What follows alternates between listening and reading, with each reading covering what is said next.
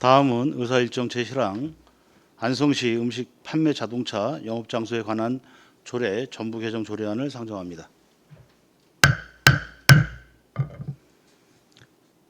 대표 발의 의원이신 황윤희 의원님께서는 발언소로 나오셔서 제안 설명 부탁드리겠습니다.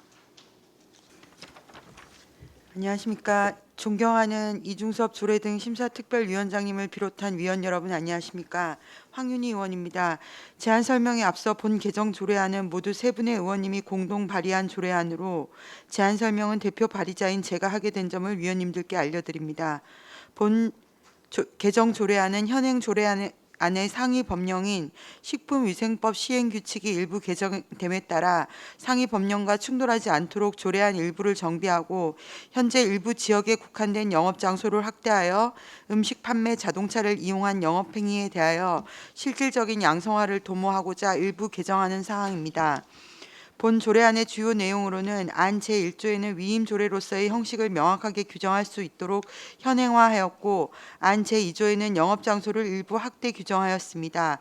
안 제3조부터 4조에 이르는 서류 제출 및 영업장소 지정 절차 등에 관하여 규정하였습니다. 안 제5조에는 영업신고 표시에 관하여 규정하였습니다. 조례안 시행을 위한 조례안 예고는 24년 8월 8일부터 8월 14일까지 실시하였으나 조례안 예고 기간 중 제출된 주민 의견은 없었습니다. 그 밖에 구체적인 사안은 배부해드린 유인물을 참고해 주시기 바랍니다. 이상으로 제안 설명을 모두 마치겠습니다. 경청해 주셔서 감사합니다. 네, 황윤희 의원님 수고하셨습니다. 전문위원 검토보고는 기배부된 검토보고서로 대신하겠습니다. 다음은 배석하신 박선호 보건위생과장님께서는 본 의원 발의 조례안에 대한 의견이 있으시면 말씀해 주시기 바랍니다. 네, 본 조례 개정안에 대해서 별다른 의견은 없습니다. 박선옥 보건위생과장님 수고하셨습니다. 다음은 질의 답변을 실시하겠습니다. 배석하신 관계 공무원께서는 발언이 필요한 경우 의원장으로부터 발언권을 얻으신 후 직위 성명을 말씀하시고 발언해 주시기 바랍니다. 의원님들께서는 궁금하신 사항에 대하여 질의하여 주시기 바랍니다. 네, 박건배 의원님. 짧게 여쭤보겠습니다. 4페이지 제5조 영업신고 표시 그거 보시면요. 무신고 영업자하고 음식 판매 자동차 신고하고 구분하기 위해서 이제 해놓으셨는데요. 양성면 체육대회 때 제가 가서 봤는데 아이스크림 판매하는 제가 그때 듣기로는 양평인가에서 오셨더라고요. 부천입니다. 부천에서 오셨는데 그런 분들은 다 미리 신고한 겁니까, 사전에?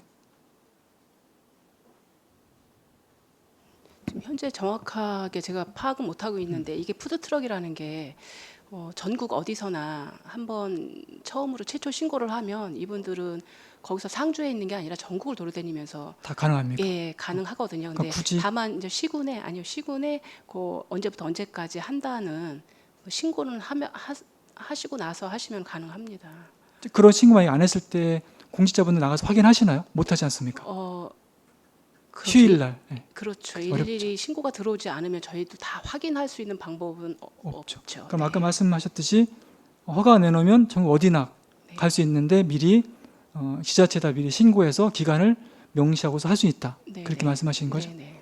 실제로 현행대로 하다 보면은 그렇게 안 되는 경우가 많을 수 있습니다. 보니까. 네. 예, 그게 좀 염려스러웠고 5조의 조례에 남은 5조가 약간 유명무실할 수 있다는 생각 차원에서 말씀을 드린 겁니다. 이상입니다. 네.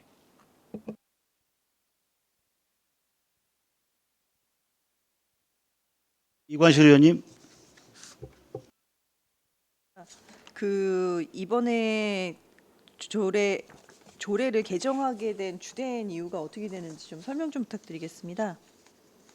예, 지금 아파트 같은 경우가 가장 대표적인데요. 아파트 장터가 서면 푸드트럭이 들어오는데 이게 신고를 안 하고 들어와서 사실상은 무신고 영업이 되는 상황이어서 이걸 좀 양성화, 어차피 입주자 대표 회의랑 이렇게 계약을 맺어서 들어오는 경우가 많은 걸로 알고 있거든요. 그래서 이걸 양성화를 해서 그 위생 관리도 받고 교육도 받고 이런 차원에서 하고자 조례를 개정하게 됐습니다. 네, 알겠습니다. 이상입니다. 이관실 의원님 수고하셨습니다. 또 다른 질의 토론하실 의원님 계십니까? 네, 의견이 없으시면 바로 의결하도록 하겠습니다. 의사 일정 제7항 안성시 음식 판매 자동차 영업 장소에 관한 조례 전부 개정 조례안을 원하는 대로 의결하고자 하는데 이의가 있으십니까? 네, 이의가 없으시므로 가결되었음을 선포합니다. 황윤희 의원님 수고하셨습니다.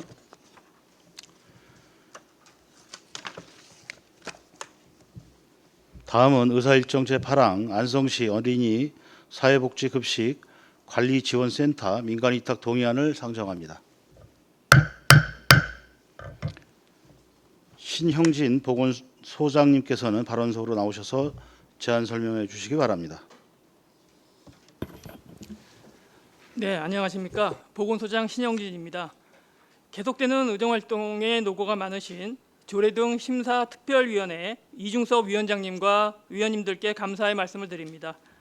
제225회 안성시의회 임시회 보고권인 안성시 어린이 사회복지급식관리지원센터 민간위탁 동의안에 대하여 제안 설명드리겠습니다. 제안 이유는 소규모 어린이 급식소 및 사회복지급식소의 위생 및 영양관리의 체계적인 지원으로 어린이, 노인, 장애인 등 취약계층에게 건강하고 안전한 급식을 제공하기 위해 전문성을 가진 기관의 위탁을 추진하기 위함입니다.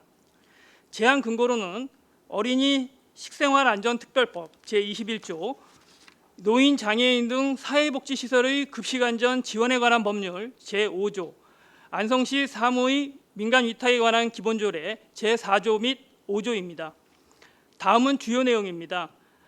위탁 사무명은 안성시 어린이 사회복지 급식관리지원센터 운영이며 위탁 기간은 2025년 1월 1일부터 2027년 12월 31일까지로 3년입니다. 예산은 6억 3천만 원이며 국도비 지원 사업으로 인건비 및 운영비를 지원합니다. 운영 인력은 센터장 1명을 비롯한 13명이며 위탁 사업자 선정은 공개 모집 후에 심의위원회의 심의를 거쳐 선정할 예정입니다. 수탁기관 자격은 급식소에 대한 위생, 안전 및 영양에 관한 전문성, 인력 및 장비를 갖춘 기관 및 단체이며 위탁 내용은 안성시 어린이 사회복지 급식관리지원센터 운영 및 관리 전반에 관한 사항으로 어린이 사회복지급식소의 위생, 영양관리 실태조사, 순회 방문지도, 식단 및 프로그램 교육자료 개발 지원, 그 밖에 안성시가 어린이, 노인, 장애인 등 급식의 위생 및 영양관리에 필요하다고 인정하는 사업 및 관계 법령에 따른 사업입니다. 향후 계획은 9월 중 수탁기관 모집 공고 및 신청 접수를 받아 10월 중 민간위탁 선정위원회를 개최하여 위탁 사업자를 선정하고 11월 중 위수탁 협약을 체결하여 2025년 1월부터 위탁 운영을 시작할 계획입니다. 3에서 8쪽은 민간위탁 사전 적정성 검토 보고와 성과평가 결과, 관계법령 발췌서로 자세한 내용은 자료를 참고해 주시기 바랍니다. 이상으로 보건의료과 소관 안성시 어린이 사회복지 급식관리지원센터 민간위탁 동의안에 대한 설명을 마치겠습니다. 감사합니다. 네, 신영진 보건소장님 수고하셨습니다. 전문위원 검토보고는 기재부된 검토보고서로 가름하고 질의답변을 실시하도록 하겠습니다. 배석하신 관계 공무원께서는 발언이 필요한 경우 위원장으로부터 발언권을 받으신 후 직위 성명을 말씀하시고 발언해 주시기 바랍니다. 의원님께서는 궁금하신 사항에 대하여 질의해 주시기 바랍니다. 네, 황윤희 의원님. 네, 여기 그 대상이 소규모 영양사 없이 급식 제공하는 기관이라고 하는 게 맞죠? 이 몇 개소나 안성에 관리를 하고 계시는 건가요, 여기서? 보건위생과장 박선욱입니다. 현재 어린이 급식소가 현재 한 170개소고요. 예, 내년부터는 사회복지시설까지 53개소 포함해서 한 223개소 정도로 예상하고 있습니다. 아, 지금까지 그럼 사회복지시설은 포함이 안 됐던 네네. 거가 이제 포함이 되는 건가요? 네네. 보통 그러면 이런 게 어린이집 이런 건가요? 네, 어린이 급식소는 어린이집 아니면 아동보호 시설이라든지 뭐 이런 데 다 해당이 되고요. 100명 이하 영양사 고용 의무가 없는 100명 이하 어린이 급식소가 해당이 됩니다. 아, 그 여기 지금 성과 평가 결과표가 있는 건데 이거 누가 주로 평가를 하시는 어떻게 절차가 어떤 분들이 하시는 건가요? 이게 지금 예를 들어서 1번, 2번, 3번 항목이 있는데 만족도 조사 같은 경우는 식약처에서 일괄적으로 조사를 해서 저희한테 넘겨주는 점수고요. 그다음에 3년을 운영을 하면 3년에 한 번씩 식약처에서 하고 나머지 2년은 지자체에서 감사를 하고 있습니다. 아, 3년에 한 번은 식약처에서 전체 평가를 하는 건가요? 네네. 아, 그럼 지금 여기 2년차 결과표 22년, 23년은 어디서 한 건가요? 저희 안성시에서 했고요. 올해 실적을 내년에 식약처에서 하게 됩니다. 아, 이거 평가를 할 때 이제 하루에 이렇게 다 평가를 하는 건가요? 현장 점검이나 뭐 이런 것까지 다 하는 건가요? 하루에 서류 평가를 주로 하고 있고요. 아, 서류 평가. 네. 만족도라든지 아니면 기여도라든지 아니면 정책 기여도 뭐 가점 항목 이런 거는 또 식약처에서 별도로 점수가 저희한테 내려옵니다. 네, 알겠습니다. 이상입니다. 네, 황윤희 의원님 수고하셨습니다. 박근배 의원님. 소장님께 여쭤보겠습니다. 네. 제한 이유를 보시면 어린이, 노인, 장애인 등 취약계층에 이렇게 명시가 되어 있거든요. 1페이지 상단부에. 근데 평가서에 보시면 안성시에서 평가하신 거 아닙니까? 마지막 네. 5페이지에 취약계층에 를 위해서 이제 이렇게 제안을 하셨는데 그렇다면 6페이지 7항, 8항 죄송합니다. 8항 정책 기여도 가점 항목 여기 보시면요. 급식관리 지원 정책 개선에 적극 동참하고 있다. 사회복지 급식 지원 사업에 참여하고 있다. 혹시 심사위원회 소장님 들어가십니까? 수작 심사위원회? 저는 들어가질 않습니다. 안 들어가시죠? 예. 그럼 누가 들어가세요? 보건소에서? 자, 아. 그러시다면 취약계층에 만약에 이렇게 제한 주신 항목이 있는데 그렇다면 사회복지 급식 지원이라든가 이런 사회복지 시설이나 이런 사업에 적극 동참해야 되는 게 맞는 겁니다. 이 제한 이유하고 이 활동하는 분야가 이 가점 항목에 이런 가점 항목에 활동을 많이 하시는 업체가 저는 그 수탁을 맞는다고 해야 되거든요. 그런 업체가 수탁을 맞는 게 좀 좋다고 보는데 가점 항목에 보니까 다 점수는 이제 다 제로로 돼 있는데 활동을 여기는 안 하는 거거든요. 아예 그거 맞습니까? 제가 이제 보건위생과 박선우 제가 말씀드리겠습니다.